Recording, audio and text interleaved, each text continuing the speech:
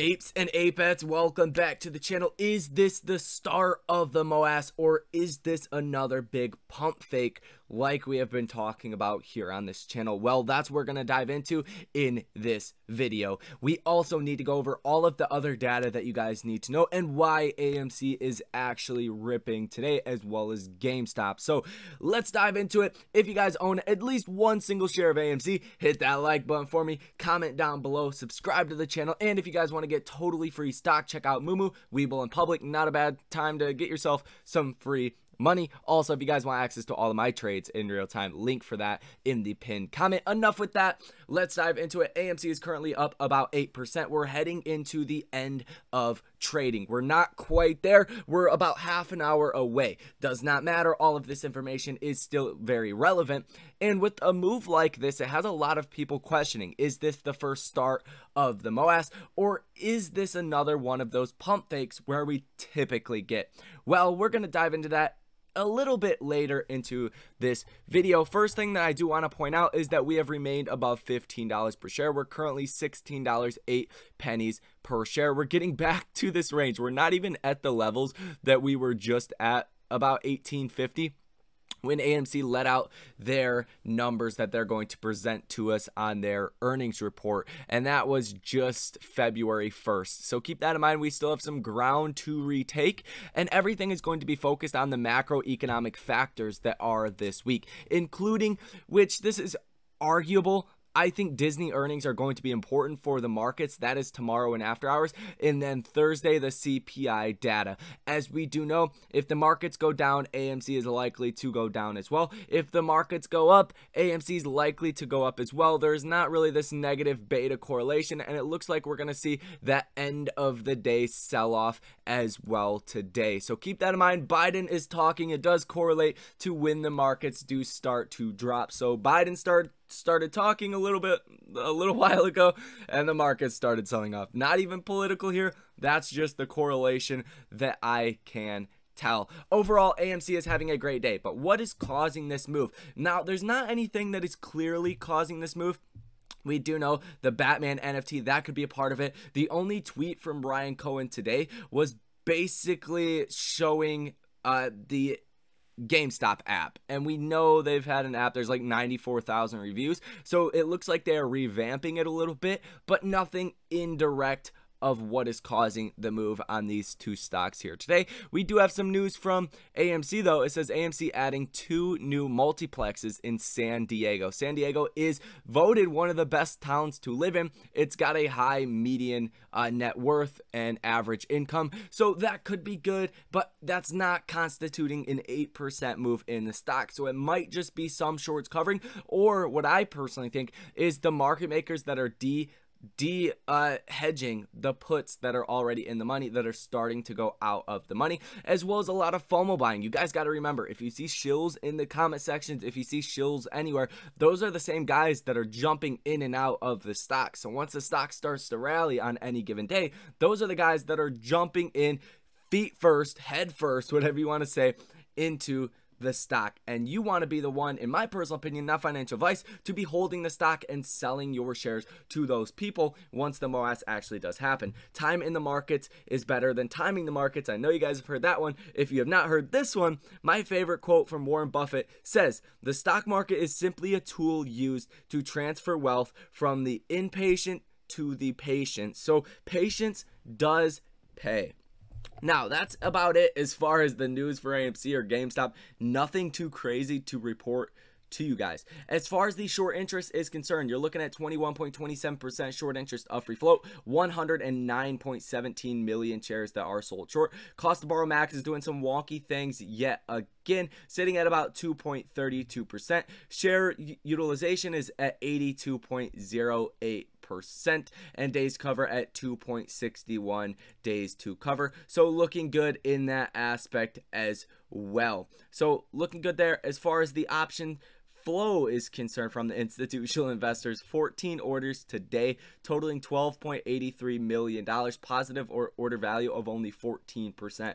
So a lot of short-term puts that are being bought by the hedge funds and institutions, and these puts they're buying are deep in the money. So what that does is it makes your break even very close. You could see a less than a 0.5% move if you're buying a put that is in the money or a call that is in the money, and then you're positive on that trade. So when you're positive on a trade, the market makers have to go out and hedge for the back end obligation that they owe you on that trade. So if hedge funds and institutions are buying puts that are in the money, that means the market makers have to go out and instantly short the stock. That is not having as much of an impact to the price of the stock today, but I want you guys to keep that in mind, that the order flow from the institutional investors is still very, very bearish. Now, the key to all of this is going to be the economic data that is coming out on Thursday. That is the CPI numbers. That comes out at 8:30 a.m. So finalize any trades you have. If you're playing the markets, if you're betting up or down, whatever way we're going to go, that comes out at 8:30. So you're going to have to finalize those trades tomorrow on Thursday before the market does close. But all eyes are going to be on that. Nobody is really going to care about anything else besides that, and possibly Disney earnings might be important because that's going to show consumer demand. Are the hotels, the resorts booked up as much as, you know, people hope they are? Are their products, like their toys, selling as fast as people would expect they are? If you start to see a slowdown and Disney gives low guidance, that could be something that could drive the markets down because of that consumer demand aspect of Disney. So that's really the one I'm watching for market sentiment. Obviously, Wednesday and after hours, I do have some trades on those. If you guys want to see those trades, if you guys want access to all of that, linked in the pinned comment down below for that. And then on Thursday, you do have some names as well before open, so you're just going to get slammed with some earnings from Coke, Twitter, and Pepsi, Datadog, as well as AstraZeneca and Philip Morris when you're getting that CPI data. And if that comes in higher than the expectation of 7.3%, expect to see a huge down day in the markets. If it comes in less than 7%, I think you'll see a very bullish reaction, but we're already pricing in a lot of bad news. So I think if it comes in at 7.3%, you might actually see a rally. Comes in at 7.5% or higher, you're going to see a major beating. Now, as far as something else that is very interesting, you're seeing institutional investors selling out of bonds. That is driving the bond price up. Why institutional investors do this? Because if they're thinking, hey, in 6 months, I could get a bond that yields me double the price, why would I keep this bond now? I would sell out instead of holding to maturity where I would get paid back all my money. I'm going to sell out now, get some of my money back, and then lock in a 3 or 4% rate. And what this is telling you is that institutional investors are pricing in a lot of rate hikes very fast. We broke out of this range at about 1.9%. And you guys might be asking yourselves, why am I even talking about this? Because the higher these rates go, the more the markets will start to freak out, especially after the CPI data. You're going to see a move in one direction or the other. If these yields start to break over, say 2%, you're going to see people really start to freak out. These are higher than rates we've seen in February of 2020. It was only at about 1.5%. So keep that in mind. We're breaking out of 2-year highs for these yields. Usually, if the yields were up this much, you'd see the market down, but the market makers are kind of confused. They don't know really what to do at the current moment. They're trying to get a gauge of what people are going to think about the CPI numbers. As far as the 13F filings that are coming out for AMC, still, yet again, very muted and neutral. You're seeing some buys, some sells. It's not weighted to one direction or the other. So do keep that in mind. As far as the Max Pain, you're looking at $17 by the end of the week. My price target is in between $16.50 and $17.50, so that is right in line with what I have been thinking. And the Stocko Tracker data, like I said, you are seeing puts that are running.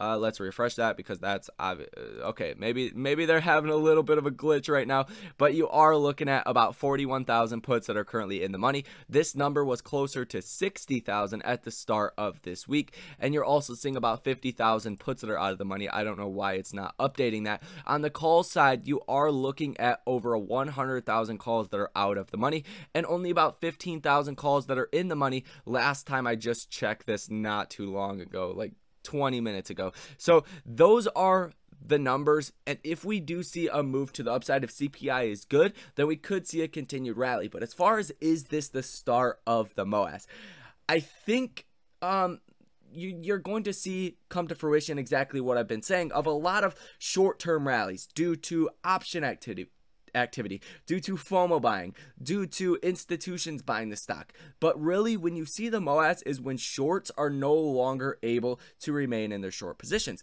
Think about it like this. Everybody knows a stock goes up and then comes straight back down. So people love to short a stock on the way up, or if it is high, once it comes down, they can cover for a reasonable price, and that's how they make their money. So you have to imagine that shorts, obviously, they're not going to cover until they absolutely have to. What's going to cause them to have to cover is going to be the markets coming down and liquidity becoming even more scarce, and they don't have the money to put in their margin accounts to stay in their short positions. So, you know, that's what ultimately happened with GameStop as well. The only difference was there was a lot less money in the economy, and then they were ultimately forced to cover. Some of them, like Melvin Capital, some of the other guys, they still took a lot of losses from 15 to probably $100 is where some of them were able to cover at, but they still didn't cover at $300 because they had money to service their margin calls, whereas people like Melvin Capital did not. So it's going to be a domino effect from the smallest, medium, and then the large hedge funds in that order,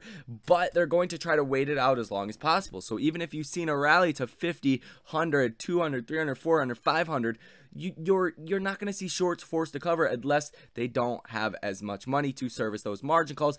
At the current moment, you are seeing liquidity a little bit less restricted now, or a little bit more restricted, I should say, now than you have in a while. But still, until the markets come down in a substantial way, you're not going to see the actual MOAS. But yes, could you see a move to new all-time highs just based off of FOMO buying, institutional investors buying the stock in, you know, gamma squeezes? Sure, you could. Absolutely. Is that the MOAS to me? That is not the MOAS to me. My price bracket's in between $5,000 and $10,000 per share. So keep all of this information in mind. Very, very relevant. And I hope you guys found some kind of value out of this. If it was simply entertainment or education, let me know down below in the comment sections. Hit that like button for me if you own at least one share of AMC, as well as subscribe to the channel if you have not already. Thank you guys for watching, and I'll see you in the next one.